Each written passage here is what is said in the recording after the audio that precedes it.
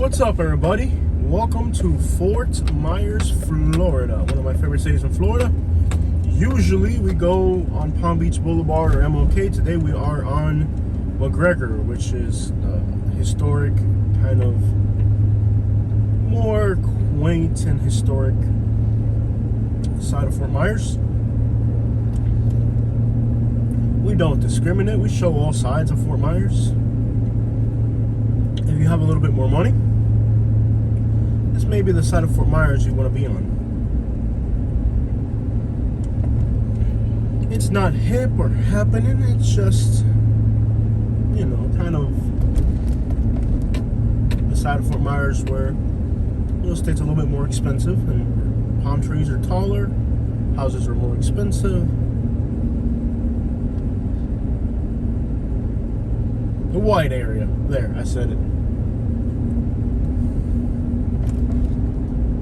I like to be on Palm Beach Boulevard and all the other sides of Fort Myers, but we don't discriminate. We want to show you guys everything.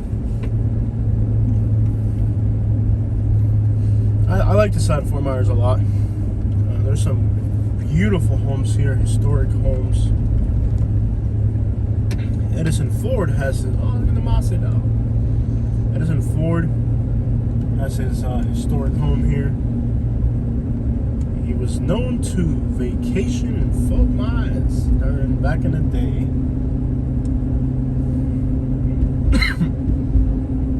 Would you rather be in Michigan or Florida during the winter? Probably Florida. I'm not sure me. Is he from Michigan? Who? Henry? Ford? Yes. Well, he lived in Michigan, but is he from Michigan? Yes. Look it up. Henry Ford, I'm just curious where he was born.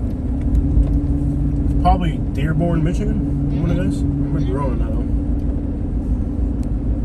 though. I've been to his house. Up north? And down here as well? Yes. So, His Fairlane house. He was born in Spring Wells Township, which is... Michigan. So he was born in Michigan, and he had a home here in Fort Myers. Which is basically Wayne County. And I've also been to where he honeymooned Garden City. I don't know why he honeymooned Garden City, but he did. He did. So basically, he's from Fort Myers and from Michigan, and you're from Fort Myers and Michigan. Yes. And they made their money off of the auto industry, and well, pretty much your family lived and made their money off the auto industry, right? To a degree? Banking in the auto industry city. Actually, my great-grandfather did work for General Motors. They live in Dearborn or Garden City? Only we lived in Garden City for a little bit when I was... Were they from Dearborn? My family? Yeah. Kind of, for a while.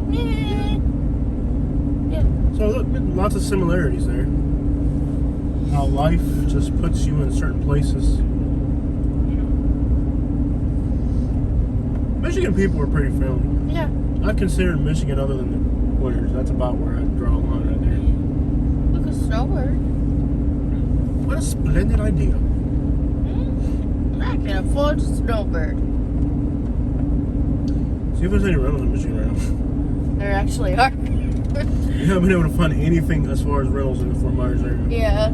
Today we're going to look at a few things and just try to make it work. I'd really like to be in Naples, but apparently the realtors in Naples, they don't want you to be there. They don't want you to be there. Well, you're more fitted for Lehigh. I'm like, really? Why? Let's put this in writing so I can take it to a lawyer. Just kidding, y'all. No, but if Naples is just very expensive, and for the most part, it's just the whole county's become.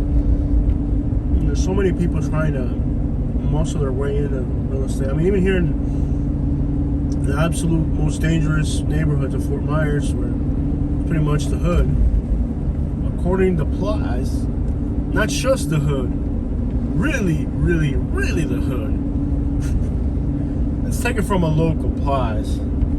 It ain't just the hood. It's really, really, really the hood. Like the hood though? No, not the hood though. Like really, really the hood, though. Even in there, people are fighting for properties. And I'm sitting here like, do these people know what these neighborhoods are like? And they're paying these prices for these houses? Not only that, but they're buying them sight unseen. And there's just, you'd have to throw more money at them than what they're paying for them. And at the end of the day, you know, it's on the trap corner. You know what I mean? Like, how are you gonna? I don't know. I mean, that's gentrification for you. I do think Fort Myers could get gentrified.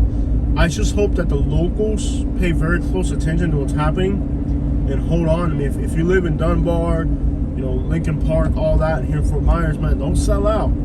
Hold on. Don't let them people take your neighborhood. That's your historic neighborhood. That's your community. Don't let them people come buy you out.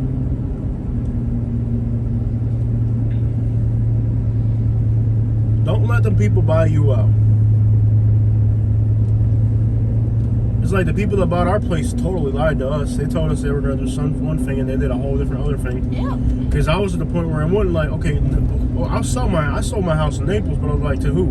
Because I had people that offered me a lot of money for my house. And I was like, well, for what purpose? For that purpose? Nope, you ain't getting it. And the people that actually bought it off me, they said they had one purpose for it, and they had a completely different purpose for it. So, you know, a lot of these developers, they'll lie to you. They'll tell you, oh, no, you know, we're going to make it, whatever. But as soon as they get the property, they do something totally different. Because they know that if they tell you what they're actually going to do with the property, you ain't going to sell it to them. So they lie. They'll tell you, oh, you know, our purpose is this or that. In reality, they have a different purpose. So all the way around, these developers, they know what they're doing, and they lie to people. They know if they told you, if you figure out what they want to do with your property and what their goals are for that property, you wouldn't sell it to them if you're from that neighborhood. But they'll lie to you. I mean, it's a dirty, dirty world out there. And the things that they're doing in the real estate world, you know, greedy people like me and Katie, and probably you watching, just want to buy for sell by owner. We can't afford to live here though. I wish I could, man. I really do. If I could live out here, I would. A lot of times, you know, there's no shame in their game. I mean, they're cutthroat, and it puts regular working class people in a position where we don't have a place to live, you don't have a place to live, but they're over here, you know, with their greed, just taking everything for themselves. I mean, it just needs to, I don't know what can be done, but, you know, the rich people are cornering the middle class even, not even the poor people, even the middle class is being cornered into a position where your only choice is to go to a bank and say, let me borrow $300,000 for a house worth $100,000. It just makes no sense. There's so much greed. And that's really what it comes down to, is greed. You know, I was watching a YouTuber last night talk about the economy and real estate. He's out of California. And he said something that to me sounded so greedy and wrong. And his next sentence was, well, I'm not really greedy. I'm like, no, yeah, you are greedy. That's exactly, even he caught himself and realized what he said was wrong. I like this little spot right here. You know, there was a house here that was pretty affordable the other day, but I know they're going to bid $100,000 more than what they're asking. Yeah. And it's low. Look at how many properties we've looked at. Yeah. And they tell us, oh, we have 100 offers on this house. We have 100 offers. You're going to have to bid over asking price. 30 days later, the house is still in the market. I thought you had offers. What happened to all those offers you had? Mm-hmm. Like the one on Pine Island. Yeah. There's a house on Pine Island right now. See if it's still in the market.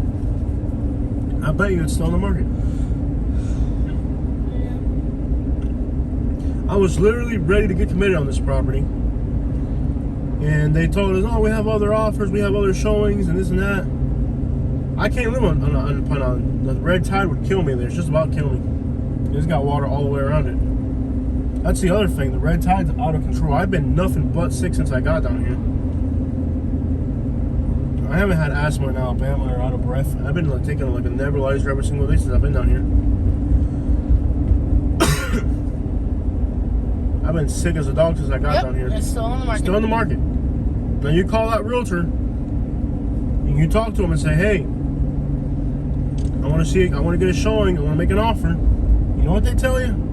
Oh, we got showings. We got people that are interested. We already got offers on it. I'm like, really? So why, if you have offers on it, you haven't took them yet? And at the end of the day, even if we bought that property, half the year we couldn't be there. I mean, right now, supposedly the red tide's low in our area, and I'm sick as a dog. Yeah. And I know what the red tide is because I already know it. Like, I know what it feels like. When we were in Naples a few days ago, by the beach, like, I know that feeling. It goes up your nose. It makes you. I know that feeling. Yeah. I know what the red tide is, and supposedly,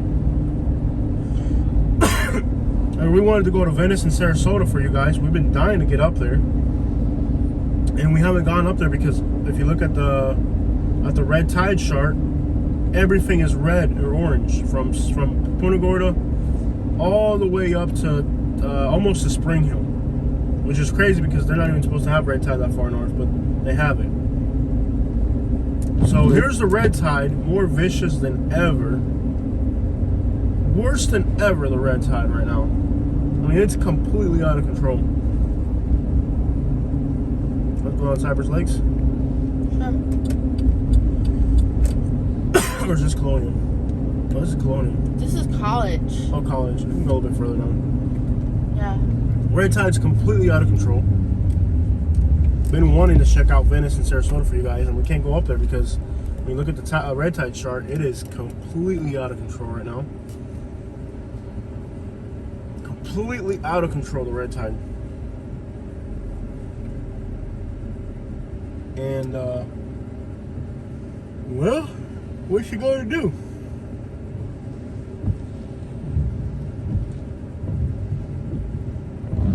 Red tide completely out of control.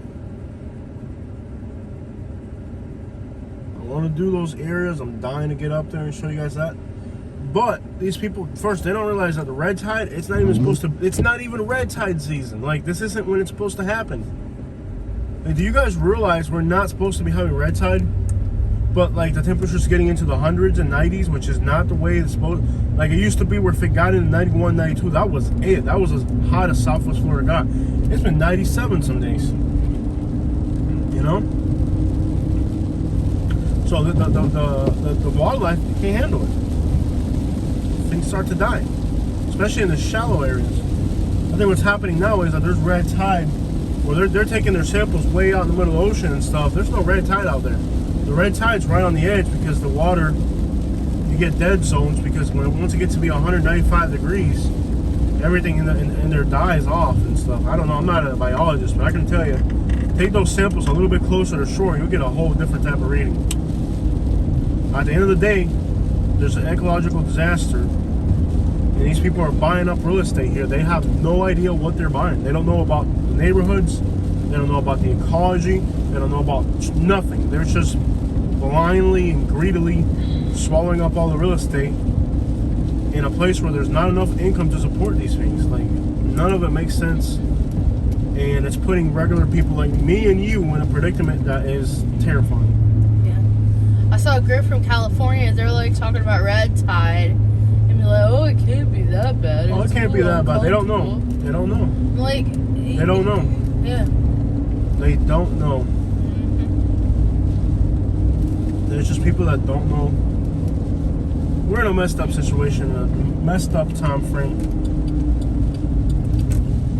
We passed Cypress Lakes yet or no? Sometimes there's horrible stuff back in here. But either way, guys, we're checking out. It's a pretty scary situation right now, and you know, regular people are being put in some horrible situations. Checking out from Fault My Dog.